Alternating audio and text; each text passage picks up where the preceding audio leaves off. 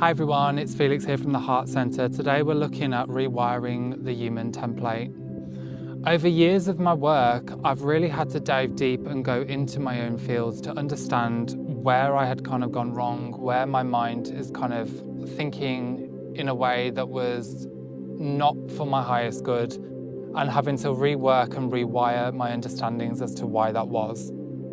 So through this process, I basically had to really dive deep into myself and really had to look at my shitty behaviours, to say the least, and see where it had all gone wrong. Now, on a personal level, it's only natural for people to make mistakes. It's only natural for people to kind of fall back on themselves.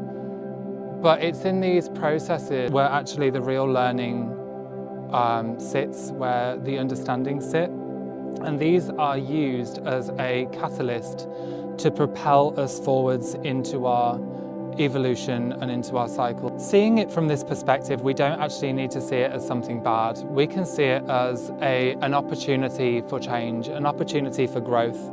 The downside is, when having to unlock these things, the heavy layers of shame block us from accessing into our own histories and into our own fields, because sometimes we just don't want to look at these difficult things. Sometimes in our ancestral patterning, our parents haven't learned how to look at these things either. And these processes get carried down generation to generation, which then, as we're faced with them growing up in our own lives, generate a schism in our neural pathways and prevent us from gathering intel or gathering research or understanding behind this. So when we're dealing with this information, we're training ourselves to rebuild and rehabilitate the neural pathways, number one, to accommodate the understanding and to accommodate the learning, to be able to house the energy to create change.